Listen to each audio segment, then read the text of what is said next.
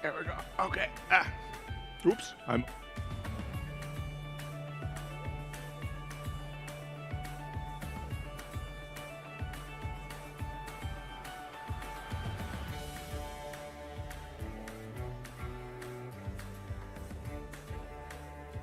But he's not making, you got him now? Hello, hello. Okay, Yes. perfect. Okay. Just a couple more minutes. You can start making your way in, and then we'll get started with our conversation. So glad that you all are here with us today. A couple more minutes.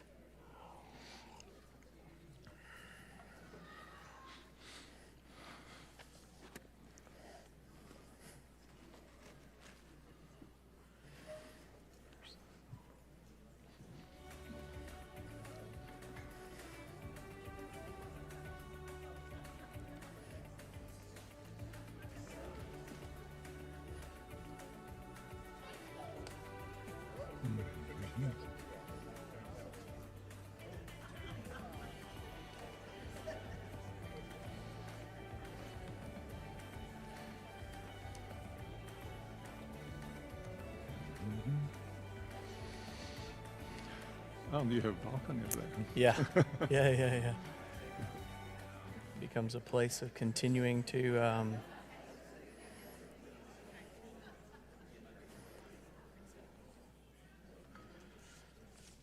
Well, friends, it is my delight to welcome you this morning. My name is Joshua Case, and it is my honor to have Professor Miroslav Volf with us this morning to have a conversation around life worth living. Miroslav is the founding director of the Yale Center for Faith and Culture, and he has written any number of books.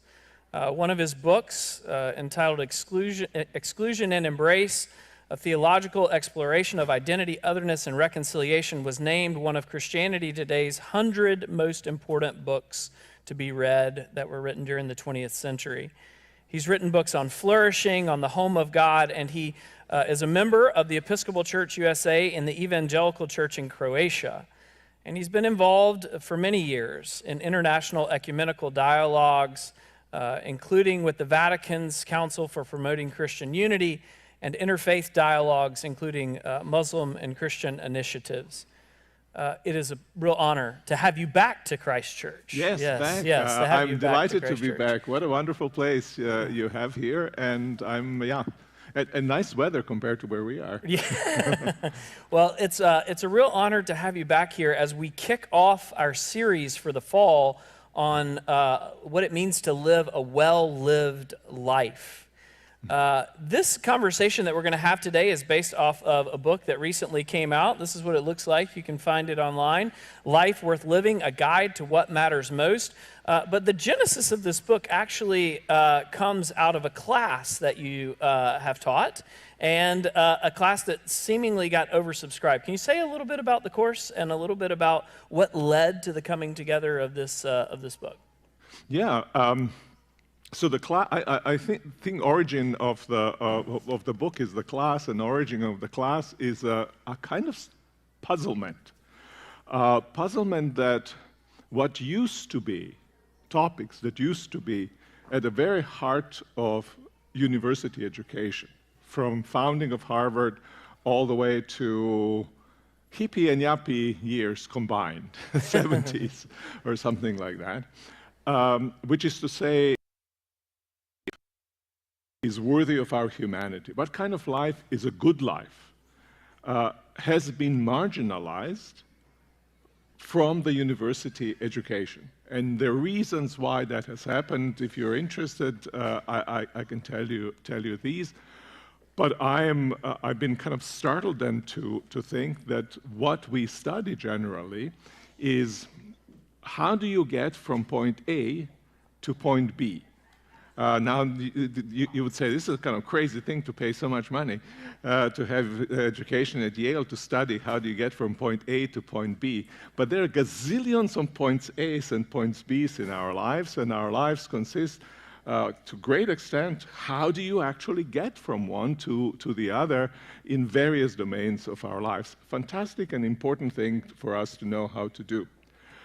But what we rarely ask, And what universities have stopped asking is the question, which bee is worth getting to? And there are obviously kind of small kind of bees, intermediate bees. But all these bees add up to kind of a large bee of what is the purpose of our lives? What constitutes a good life? What should I pursue and do with my life? That is the big bee that has not been sufficiently explored in past maybe 50 years in universities. And so the goal was, let's put it back on the agenda in a small class that we have been teaching. And after first time teaching it in the seminar, students were so incredibly excited about it, and so we continued, and it has been taught now for about 11 years at Yale, and the book is a result of that course. It strikes me that the question of which bee is worth living is not a new question. It seems like people have been asking this question for quite some time. And the book dials into the way in which we can go back through the various religious traditions and see that. How long do you think people have been asking this question? I think as long as we actually were. I think it's as old as is humanity itself. You know, sometimes people, when I talk about these issues, sometimes people ask me, but isn't this a luxury question? So isn't this an upper middle class question? Because you kind of have most of the important material bees secured, and then you start asking this big existential bee. And then I point them back to where you're taking me, right? Back to the history of humanity, where people lived in circumstances that we would consider abject poverty. And it's in these kinds of circumstances, too, that people have asked the question, what should I do with my life? Who am I as a human being? What is worthy of me? Why should I just follow my nose and my taste and my eyes and do whatever comes in front of me? Don't I have to step back and ask great question of the purposes of my life? And people have asked that question.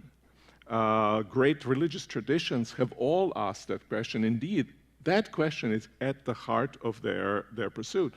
And I sometimes think that actually what's the case is that upper middle class folks and modern folks and also upper middle class folks are duped by variety of really glittering bees that are in front of their eyes, so that they are constantly pulled in the direction away from stepping back and asking that great question. To whose good actually am I doing what I am doing?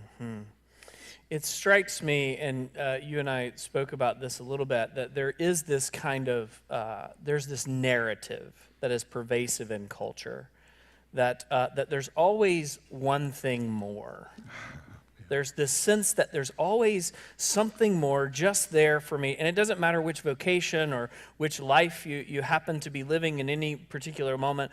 The sort of, I don't want to call it the myth of progress, but the sense that like there's always a little bit more that I could do or a little bit more that I could achieve. And I don't know about others, but for me, at times it can feel like the hamster wheel begins to move a little bit faster the more I begin to look at this question of a little bit more that's out there.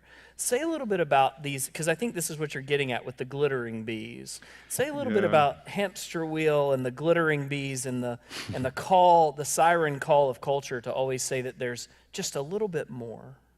You know, how many lectures do you want me to give? But so you can put it almost this way, that partly why we do that is because we're humans, and we always there is a line here or a wall here, and you always want to. What's behind there? So the kind of transgressing the boundary of the givenness is what we as humans naturally do. Hence, trying to move also forward and somehow improve also is what we naturally do. But what is true also is that we live in a society that, here's a big word by a sociologist friend of mine, which is able to live by stabilizing itself dynamically. Now, that's a big word. But the very simple thing is, well, in the modern societies, you have to ride, you live like you ride your bicycle. You have to pedal. If you stop pedaling, you fall down. And it's not just that you need to pedal, you need to pedal every day a little bit faster than you have yesterday. Otherwise, you will drop off, right? And we see that. We see that most obviously in economy. You've got to grow. If you don't grow, you're not just going to stagnate, you're going to disappear. You see it in academy. You see it just every domain of our lives. This is the experience. And that's then the push constantly to grow. We never have time, for instance. Why is it that we are rich in so many things, but we are always in this huge deficit, unpayable deficit, when it comes to time? Why is it that we are everywhere else in our imagination, just not right here? There was an old joke, you probably heard it, but it was told when I was a student.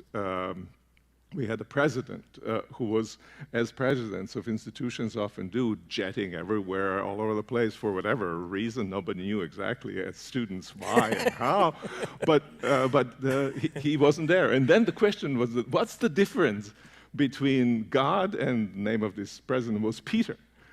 The difference is that God is present everywhere, but that Peter is present everywhere except here. Now, think of a teenager sitting at the table. Think of teenager's mother or father sitting at the table with a smartphone. They're everywhere except here. So this kind of, the idea is then, just like the time speeds up, so also our attention scatters, because we always want a need to increase. And I love the hamster wheel metaphor, because Kenneth Galbraith, some of you will know him as a famous economist of the previous generation. In Affluent Society, he said, nobody has thought of a hamster wheel as an image of good society or good life. And yet, we are all in a hamster wheel. And the good question to ask is, why is that the case? Must we be? Who has nudged us? Who has pushed us into that?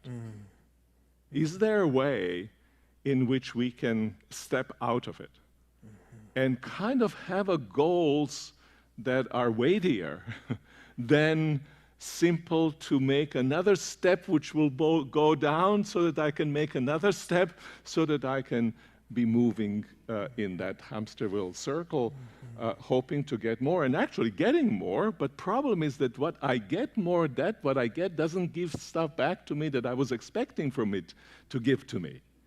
So and that's the.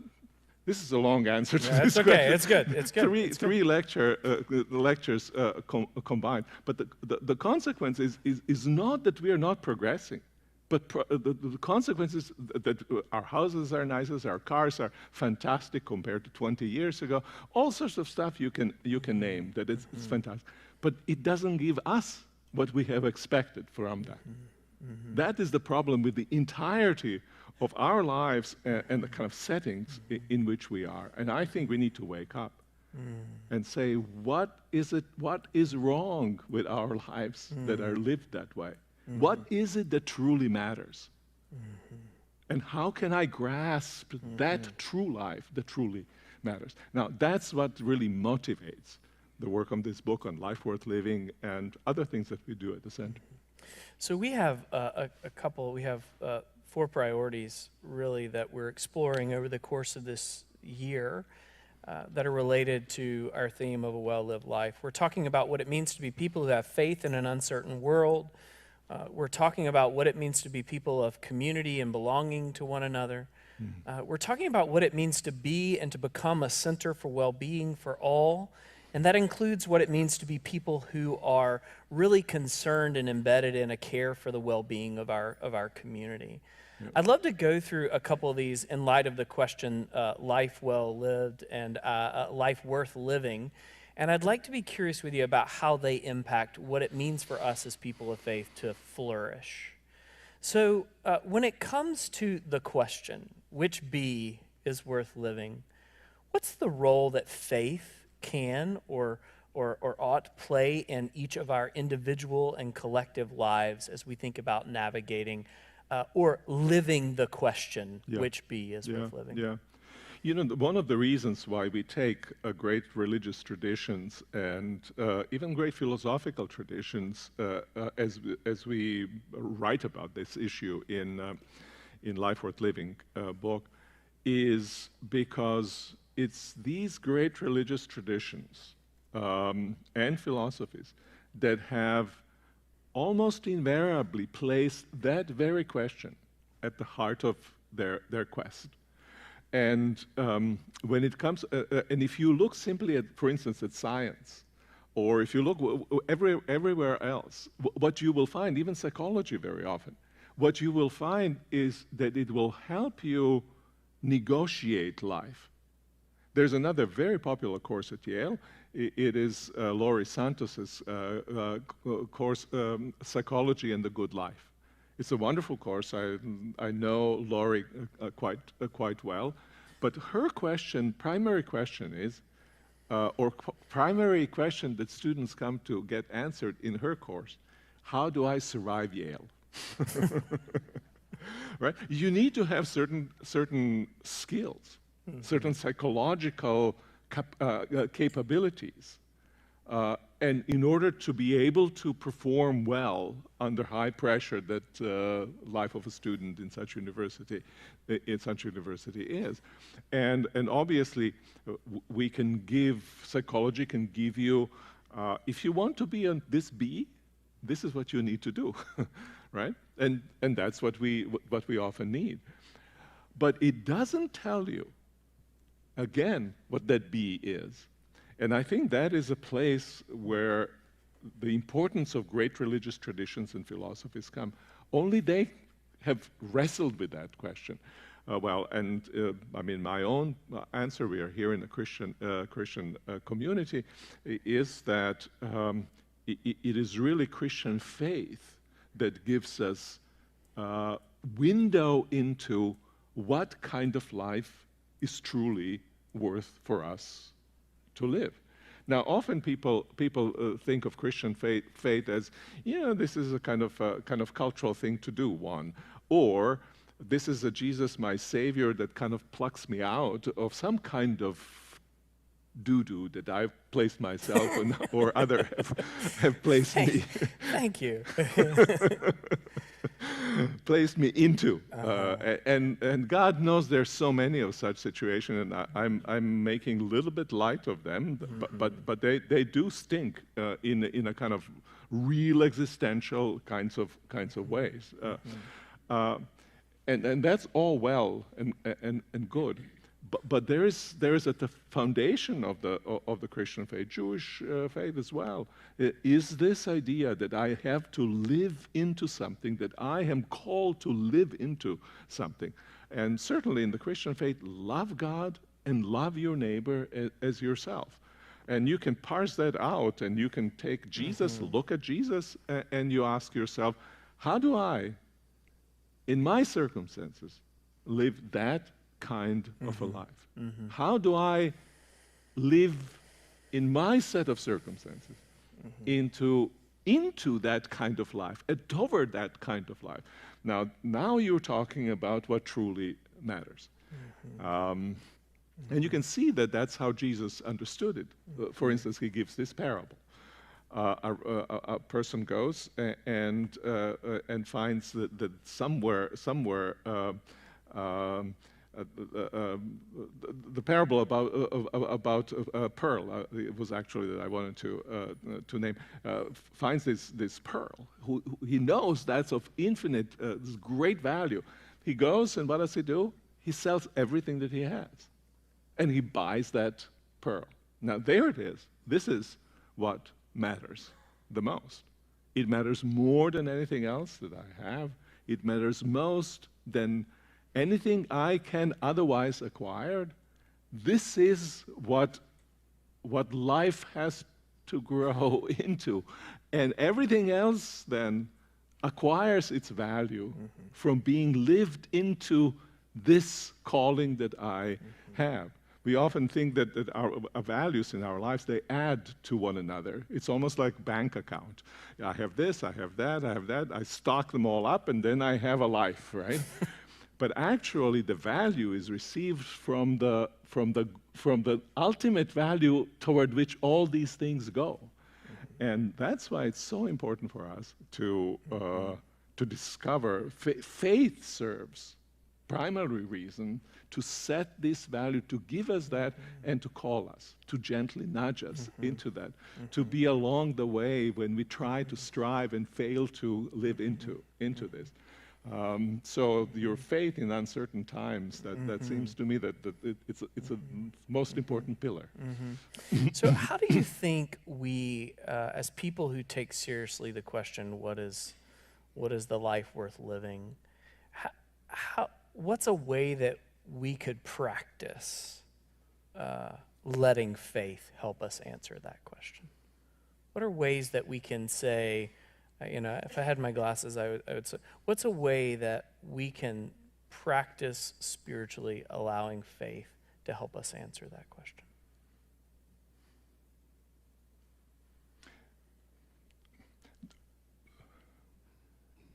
I'm hesitating a little bit because you have to kind of break it down to small segments, right? Well, let's say a very simple thing in our lives, like joy.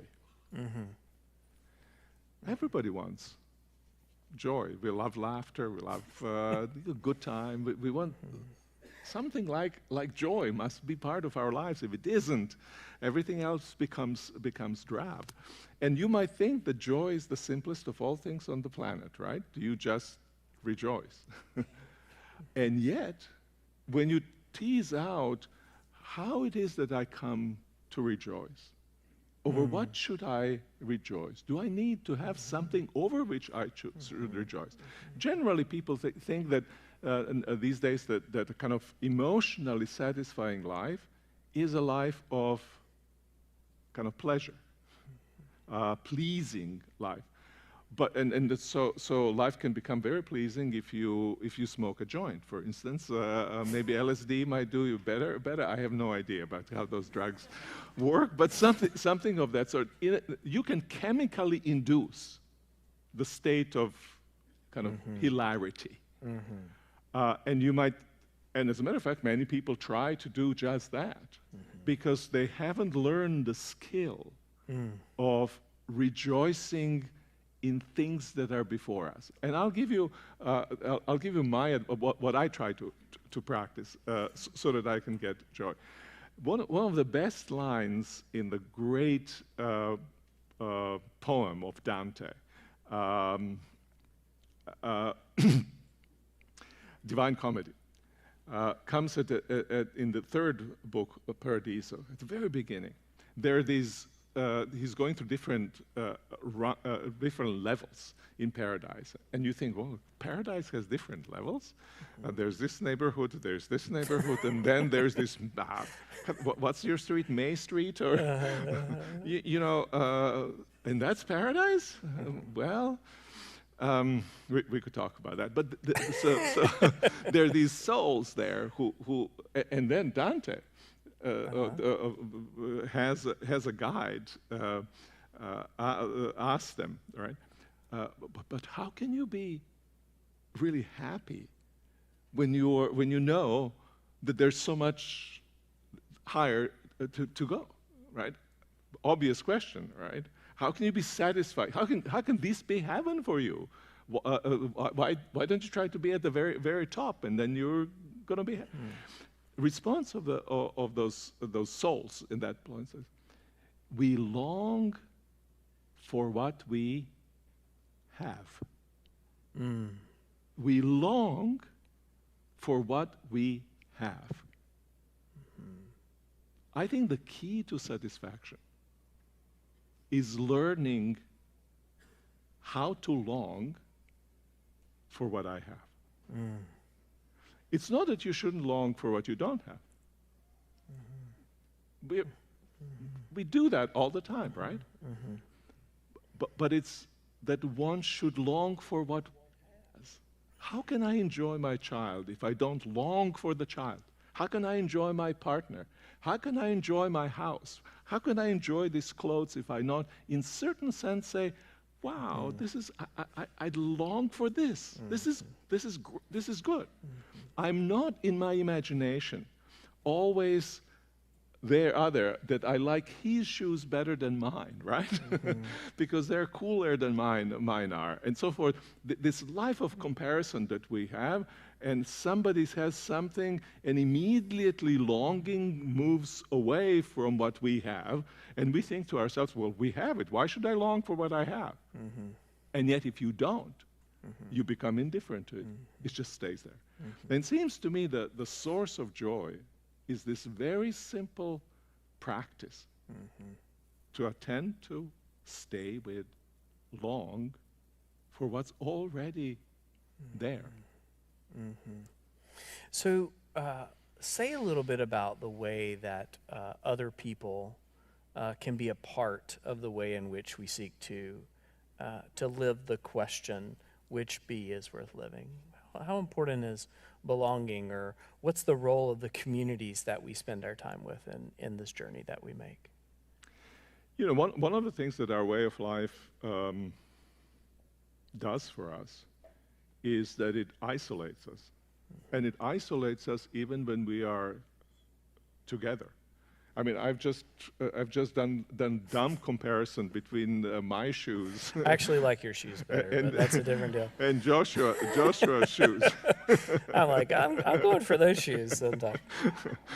I mean, it's a silly little thing, but it's this life of competitive comparisons that kind of ruins the community very often, so that we cannot neither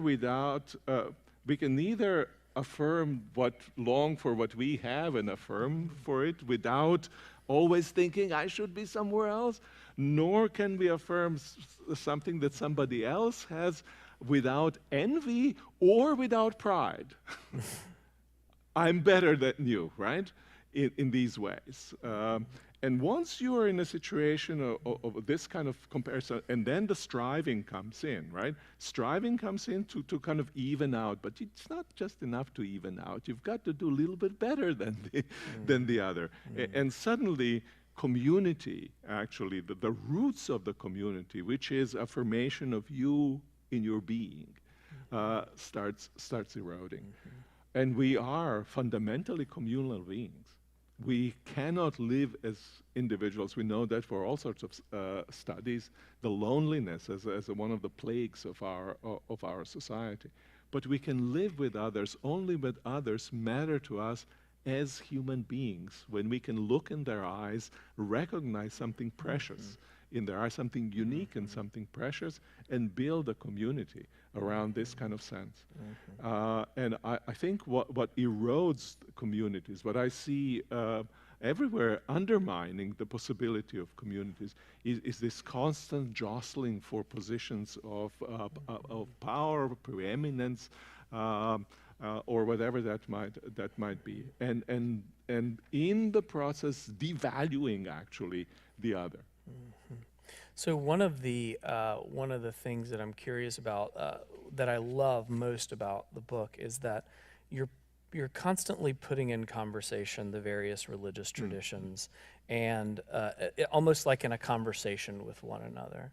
And I'm wondering how your students, who themselves come from different faith traditions or different philosophical traditions, how they experience what happens when you begin to hear these voices in conversation with others. By and large, we live in a world full of people that we're bumping into, and there may be, Methodists in the room, and there may be Catholics in the room, and there may be Baptists in the room, and there may be some of our Jewish brothers and sisters in the room, and some of our Muslim friends in the room. But how important is that kind of a community when it comes to living in a world that seems to be fragmented and pushed out by religious difference at times? How important is it for us as a people to practice the art of being in conversation with people who believe differently than us or think differently than us? And how has that impacted the students who've taken the course? Yeah, I think this is an essential part of the course. A number of institutions teach courses like this, but from the perspective of single tradition. You might have a Christian college, and then this would be inculcated a certain vision of life. It's more difficult to do it at institutions like Yale or public universities. But nonetheless, I think that this model that's in this book is our attempt to do it in the public domain. And basically what I say to students when I open the class, I said to students, each of these traditions talks about the great questions of our life, and each of these traditions claims to be true. Now, what I want you to do is, for the purposes of this class, and for the time, say 2 weeks or week and a half, 5 sessions that we have on one of those traditions, I want to take you to take seriously that claim. I want you to live yourself or imagine yourself living in that tradition. And sometimes we actually invite people, I have done it with students. Signature practice of Judaism is observing Shabbat. And I ask students, why don't we just, those of you who are Jewish, tell us how you observe Shabbat. We'll all observe it for one day. And then we'll get together and we'll ask the question, what happened to us when we did that? Or we would do fast. Or we would pray 5 times a day, different traditions, what they do, right? It's amazing what happens. It's almost like the double shift that occurs. One is shift on myself. Wow, what would it be for me not to use my electronic devices for one single day? What does it do for me? And people are surprised, both the difficulty but also freedom, in a sense, that ensues. And you suddenly start thinking about the other person very differently once the impact has occurred of this sort. And so the idea is for people to start discerning in also very practical ways of what would it mean for me to dedicate myself to leading a life that isn't just governed by observing what other people do, and so I do it, or by the whims that I have. What we also do in the class is it's almost like it's a class in civil conversations about most fundamental issues. Listening is part of it. Imagine that it is true for a moment. Now, that would be very interesting if you try to practice that in a political environment. What drives the person to say what they say?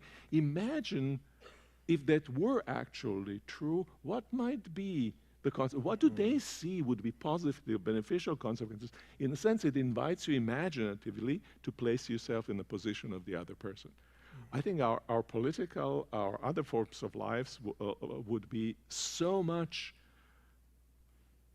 richer and with fewer decibels and less combative. So that's one of the things that is the case. I'll tell you the story of my own engagement with the Muslim-Christian dialogue. My mother is a very pious woman. She was a Pentecostal believer and took her faith very, very seriously. Prayed for her son when I was wayward. Prayed for me when he wasn't sure. She wasn't sure I was doing the right thing theologically and so forth, right? And so I was involved in this Muslim-Christian dialogue, and she was thinking, well, you know, I don't. She had some. She trusted me, but some questions about it. And one day, she was visiting me. One day, I received a phone call. And phone call is from Prince Ghazi from Jordan, who was my main interlocutor as a Muslim scholar, and who's also attended the issue of the public role of Islam in the world.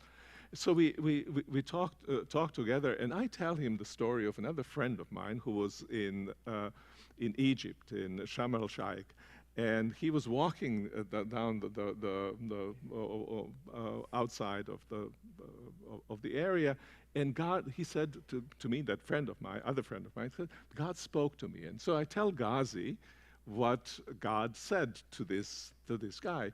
And then then he starts, you know, Miroslav, in Islam, we have a practice of discernment to learn what criteria by which we can know when it is that God speaks to us and when it is that it's just indigestion, whatever else, whatever else might it be. And so he tells me all these criteria that I have, and I said, you know,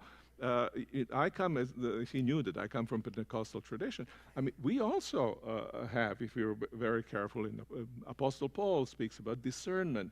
And you know, you have to have whole gift of discernment to know when is something the right and when something is actually. So this conversation is going on. My mother is listening. And I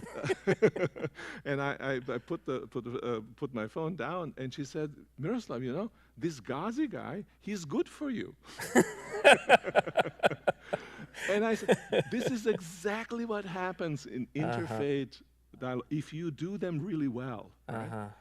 That suddenly you realize, this guy's good for me. This guy is not a weird obstacle. This guy is not just, I mean, there are various kinds of others, right? There are various kinds of us too. It's not that we are our own best friends or best friends of our neighbors. So I'm not trying to say everybody's just cheery and great. But if you look and if you go deeper in those traditions, they can be actually good for you. And it didn't do anything to divert me from my own faith. It can actually strengthen it, enrich it. And so I think that those kinds of dialogues can be really, really important. And I think what our class, Yale class, does is teaches students to be attentive to what they disagree profoundly with or what is simply alien, and to try to appreciate it, understand it from within. And it's a huge benefit, I think. It strikes me that one of the things that you're reminding me of, and that I'm hearing you say, is that we don't, as Christians, as people of faith, we don't arrive to the answer of which life is worth living by accident. It takes a commitment to spiritual practice, which includes a kind of listening to others along the way, sometimes people within our tradition, sometimes others, and that discernment journey that we're on, it requires us to take seriously the practices of our faith as a way of being able to live the question in real time. I'm curious, because that could sound in some instances like, if I just pray harder, or if I just do a little bit, if I practice Ignatian spirituality, and I say the examen in the morning and in the evening, and if I make sure that I'm at church every Sunday when the doors open, and I do all these things, that life's going to level out, right? Yeah, And that somehow I might arrive at the answer. Which of my lives is worth living? I'd love for you to say a little bit about how grace helps us discover life worth living. Yeah, that is. Am I on? I think Yeah. the volume dropped down a little bit. Well, I'm sorry. Keep going.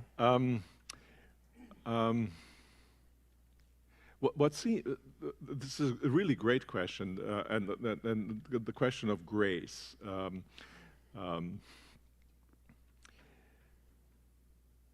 And it's certainly in the Christian tradition, but I find it also in different ways in other traditions.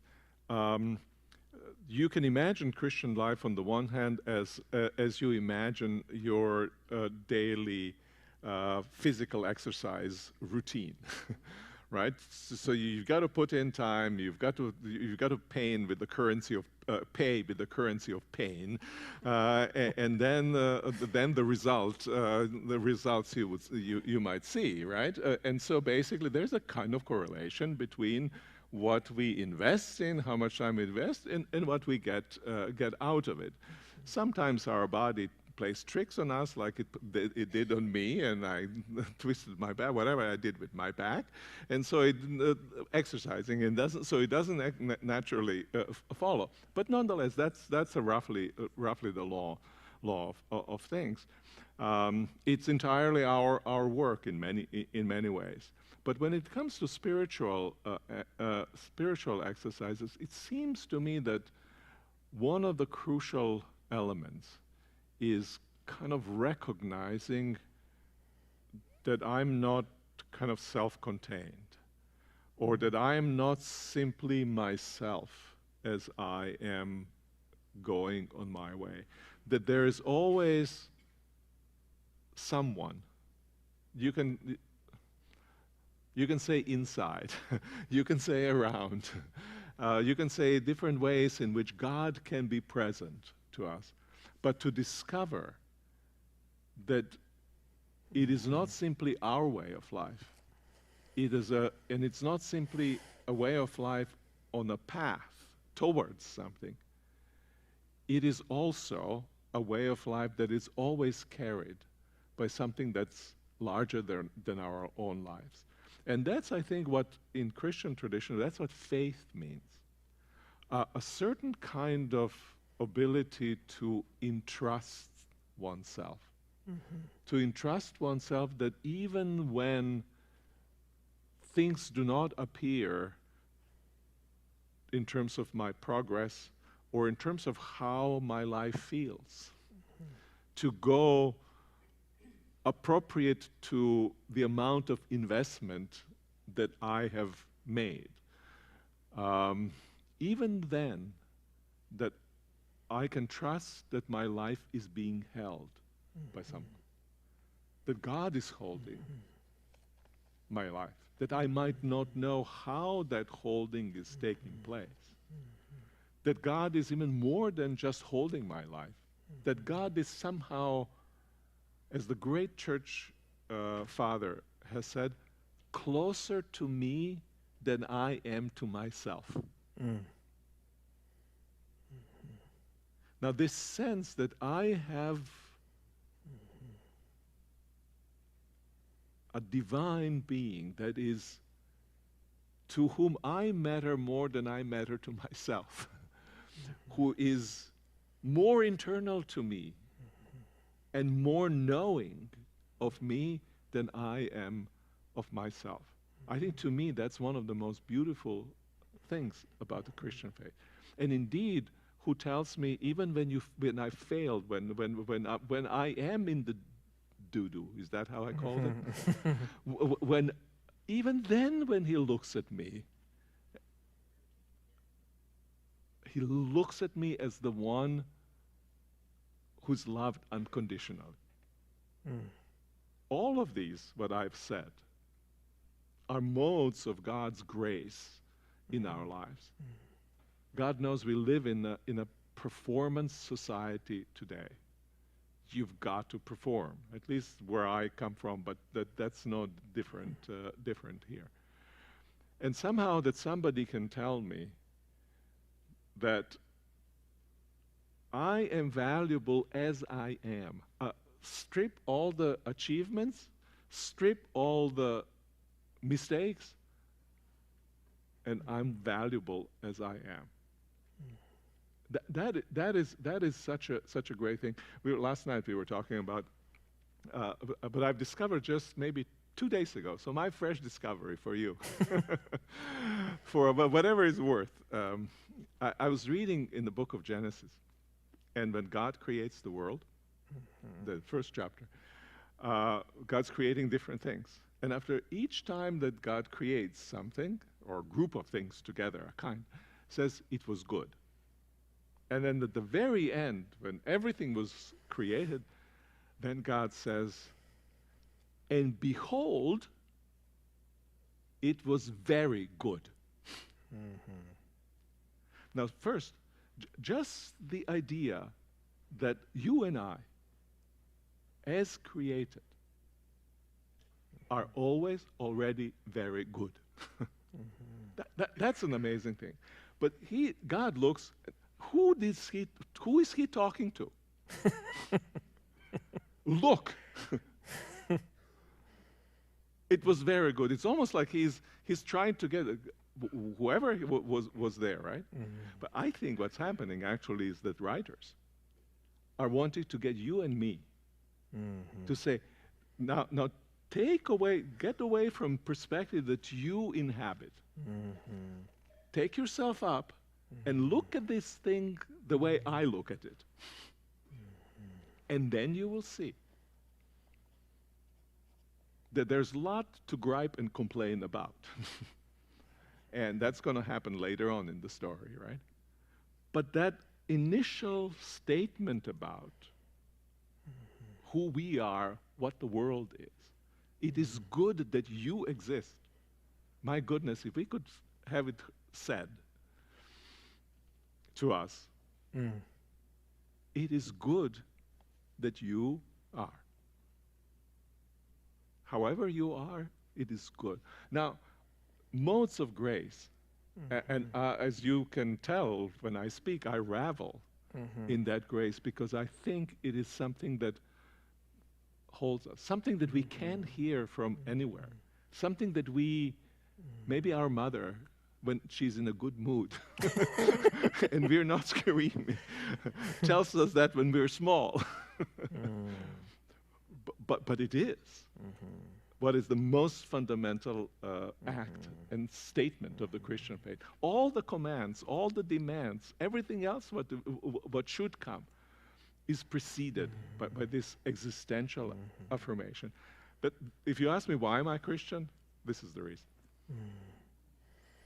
So as we move towards wrapping this up, it's been way too fast, but I wonder how that, I wonder what that spiritual practice, and I'm wondering this for myself, I'm wondering how to incorporate this epiphany that you had as a spiritual practice might look like.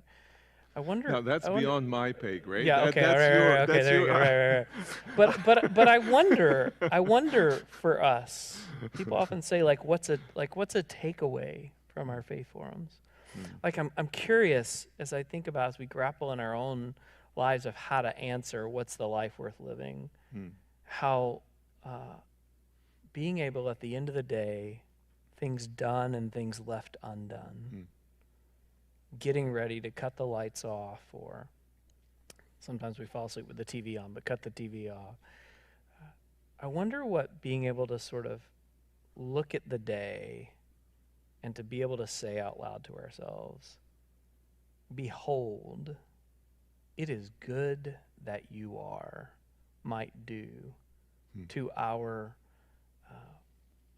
being able to live the question, which life is worth pursuing.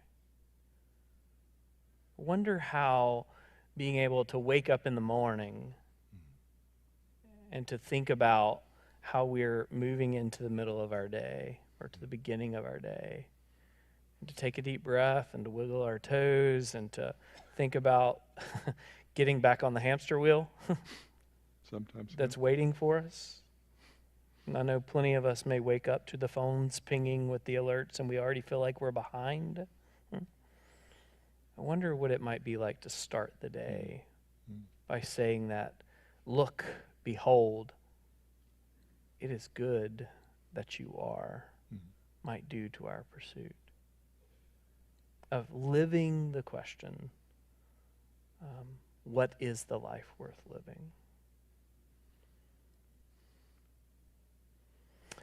I wonder if you could, I'm going to give you the last word here.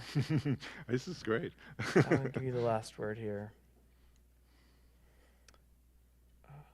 When it comes to faith, life worth living includes blank.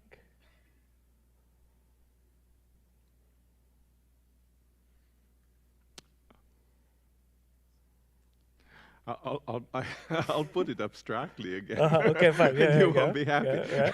No, it's okay. It's okay. We're going to go rapid fire. I'm going to take you through the priorities.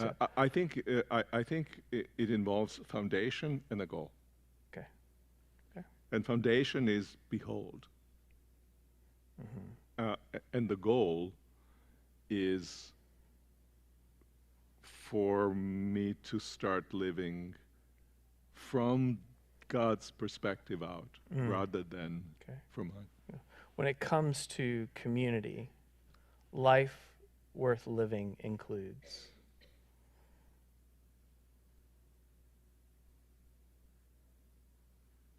accepting other as a gift. When it comes to well-being, life worth living includes rolling up your sleeves with joy. When it comes to caring for our city and the well-being of others, life worth living includes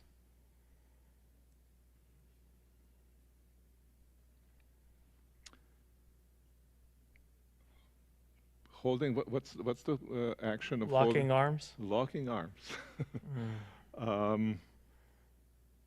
And saying our common space should be a space of God's peace, shalom. Miroslav, thank you for your time. Thank you for your gifts to the church and to the broader world. And thank you for helping us live the question, what it means to have a life worth living. Thank you. Thank you.